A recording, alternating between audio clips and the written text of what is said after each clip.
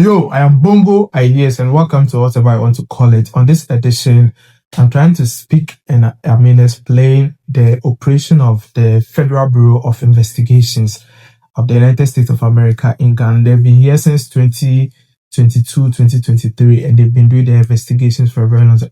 If you've been following, I established that the only reason now in 2025 they're able to, arrest some people is because there's a new government in power, and the new government in power has actually allowed through the Ministry of Interior for the FBI to operate in Ghana, right? So even though they've been here since 2022, 2023, it is in 2025 that they're actually carrying out with their, operations, as in they are going out there and arresting people that they perceived to be, quote and unquote criminals, right? So there have been a series of arrests. Now, the first arrest that we heard about, which was, mainstream, was the arrest of Dada Joe, right? So the arrest of Dada Joe actually happened at a time where people, read about the speculation that FBI was in Ghana, but they did not have any concrete evidence or any concrete report to suggest that they were really in Ghana. So when the arrest of Dada Joe happened, it was even poo-pooed. A lot of people actually said, oh, nothing was really happening. It's just a fluke. And so they saw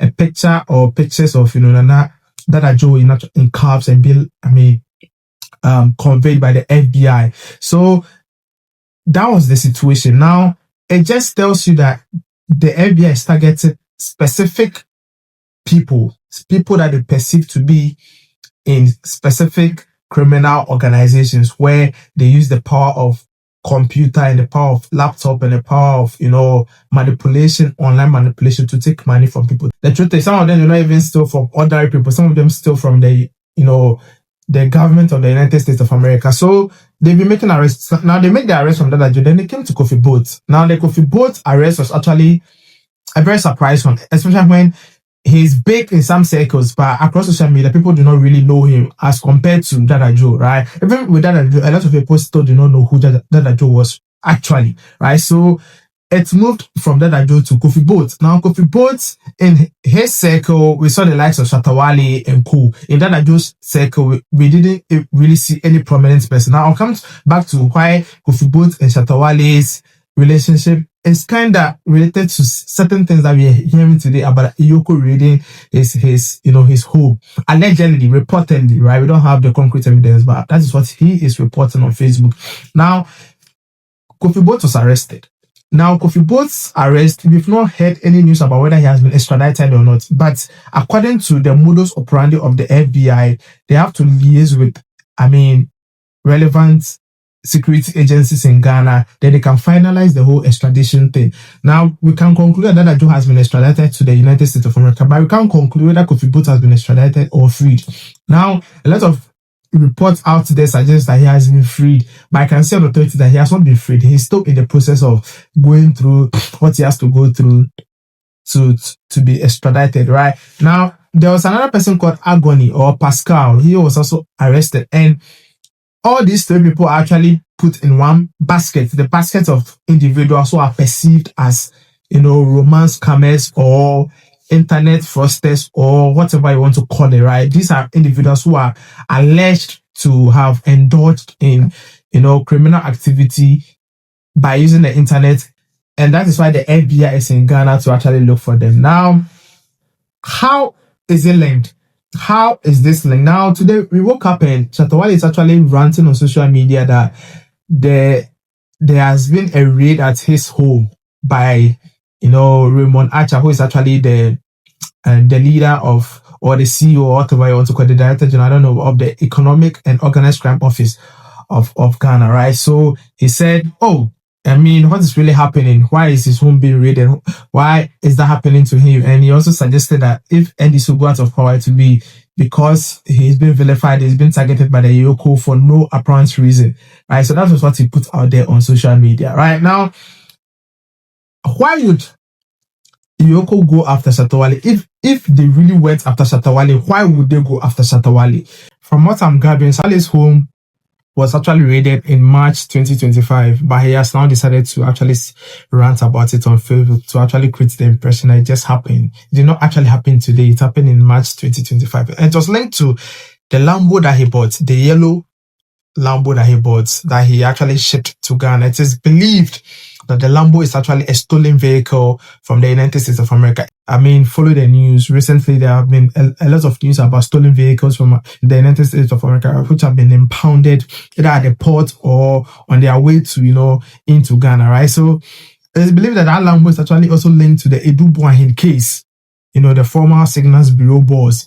They believe that the Lambo, there are question marks about the Lambo, right? So from what we know, the Lambo was actually confiscated and it has been shipped back to the United States of America. And also a scene was created. Now Shatta Wale lives at the Trasaco estate, and because of his demeanor, people in the estate do not really like him. That do not like the fact that he lives in the same estate as dignified individuals, right? And they feel his presence actually allows boys to come around and all that. So when the EOCO went there and they used brute force to enter into his home, it created a scene that was not palatable at all. At the time, Shatta Wale was in the house with one guy, I don't know, and the EOCO entered and they took the vehicle away, and it created a scene, and the people in the estate saw it. And they were more like, okay, this is what we said. Shatta Wale is here and it is creating problems for us. Like, yo. So even as we speak, people in the Trasaco estate do not really feel safe or do not really subscribe to the fact that Shatta Wale is in the same estate as them. So yeah, the Lambo is gone and it's gone forever.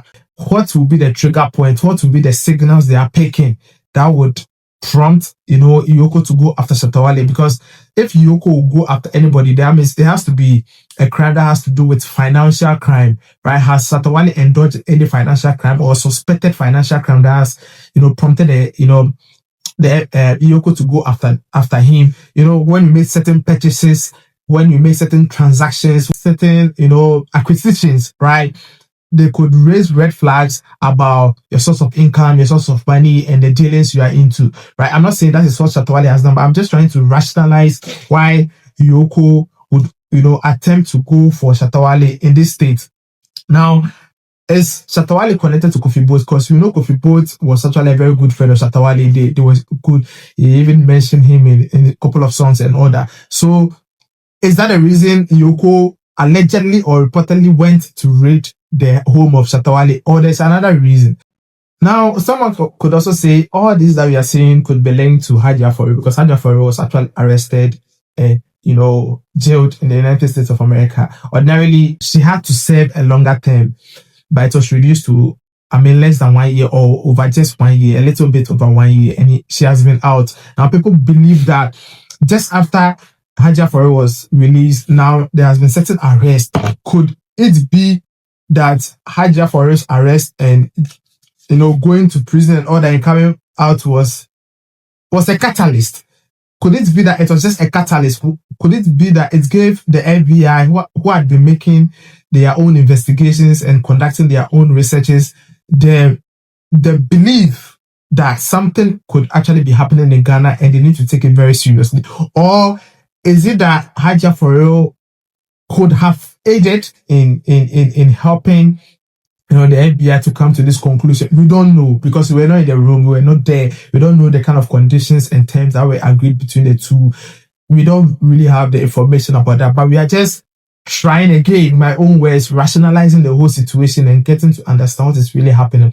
Now, from what I know, I believe that in September 2025, there's going to be a major bust in the BAB. And I've said it in my previous videos that if you are in the 100 million category, 1 million category, 10 million category, you could be a suspect for the FBI, especially if you're indulging in romance scam and things related to that, and you're taking money from victims in the United States of America. You could actually be under the radar. Now, you could be under investigation without you knowing. You could be living your normal life. Nobody will be trailing you. You look around, nothing's happening. You'll be in your house. You don't get any suspicion. Nobody is tapping your phone, So you could be living your normal life, but the FBI could still be looking for you in the BAB. So I just want to say that in 2025, September 2025, there's going to be a major arrest of the kingpin. You see, all this thing, the FBI believe that there's a kingpin, that if they arrest the kingpin, that will be the end of the organization, because That is just how it is done. When you arrest the guy at the top, the organization collapses. Now they believe that there are certain elements in the organization that they've already arrested that they need to go for the kingpin of the kingpin in the back. So from what I'm gathering, in September 2025, the kingpin, which is just, a month from now, the kingpin will finally be arrested. And the revelations and the details of the arrest and what he had purportedly or allegedly done would shake Ghana. It will be so massive for us to actually believe in Ibab, and it will shake the continent. It will be so big that it could actually be comparable to what Hash Papi is believed to have done, right? So this is what is really happening. And for Shatta Wale's issue, I don't really know what is happening there. And I believe that the EOCO raid is not just a normal raid. There's something behind it. There's a rationale behind it. There's something that they are looking for.